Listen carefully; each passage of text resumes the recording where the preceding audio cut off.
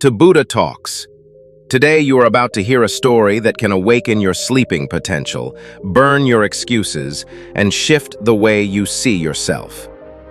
This is not just a tale, this is a mirror, a lesson, a whisper from the universe that says, stop depending on others. Too many lives are wasted waiting for a helping hand, for the perfect time, or for someone to come and rescue us. But the truth is simple. No one is coming. You have to rise. You have to begin. You have to become your own savior. So, sit back, close your eyes if you like, and let this story reach deep into your soul. And before we begin, don't forget to like, comment, share, and subscribe to Buddha Talks, because someone out there needs this message just as much as you do. In a small, forgotten village at the edge of a dense jungle lived a boy named Nivaan. His parents were poor farmers, barely earning enough to feed the family. Nivaan, however, was not ordinary. He had dreams, big ones. He wanted to become a writer, travel the world, and inspire others through his words. He would often stare at the sky and whisper, "One day, something big will happen. Someone will discover me." He kept writing poems in his notebook and reading books borrowed from the old village school, hoping that someday a teacher or a traveler would notice his talent and take him to the city. He believed that one lucky break would change his life forever. But months passed, then years. Nothing changed. Life remained the same, hard, repetitive, gray. One day, a famous writer came to the village for a short stay. The entire village gathered around him like bees to a flower. Nivaan thought, "This is it. He will notice me. He will take me away. This is my moment." Nivaan waited for 3 days, always standing near the writer's house, hoping he'd be invited in. But the writer left quietly, without ever meeting him. That night, something inside Nivaan broke. He threw away his notebook in frustration and cried out, "Why won't anyone see me? Why won't anyone help me?" His father, a man of few words, walked over and said something that would change Nivaan's life forever. "You keep asking why no one is helping you, but have you ever helped yourself? Why should someone believe in you if you don't believe in yourself enough to begin without them?" Those words hit him like a storm.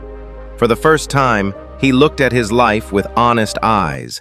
He realized he had been waiting, not growing, hoping, not acting, depending, not deciding. The next morning, Nivaan woke up before sunrise. He picked up his torn notebook, stapled it together, and began writing again. Not for approval, not for recognition, but because it was who he was. He sold vegetables during the day, saved every rupee, and bought a second-hand smar after a year. Using free internet in the school's backyard, he started a blog. No one read his posts for months, but he kept going. He stayed up nights learning how to design, how to promote, how to write better. He taught himself English one YouTube video at a time. He made mistakes, many, but he never stopped. Slowly, readers came, one by one. And one day, 5 years later, his blog post about growing up in silence went viral. It was raw, honest, and powerful. A publisher from Mumbai reached out. Today, Nivaan is not just a published writer. He's a symbol, a voice for the invisible. His books are read across the country. His village has a library in his name, and young dreamers travel miles to hear him speak. But when people ask him what changed his life, he never says, "Luck." He says, "The day I stopped waiting and started doing, everything changed." And that, dear listener, is the truth you needed to hear today. Too often we sit in the dark corners of life, whispering to ourselves, "If only someone would notice me. If only someone would believe in me." But what if I told you, no one is coming? No one is going to knock on your door and hand you your dreams.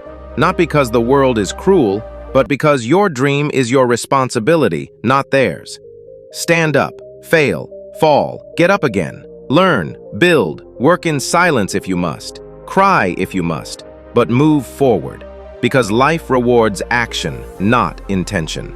And the moment you stop depending on others, you'll see you were powerful all along. Thank you for being here on Buddha Talks. If this story moved you, inspired you, or even made you uncomfortable in the best way, please like, comment, share, and subscribe. Because somewhere, someone is still waiting. Be the reason they wake up to their truth. Until next time, stop depending, start becoming.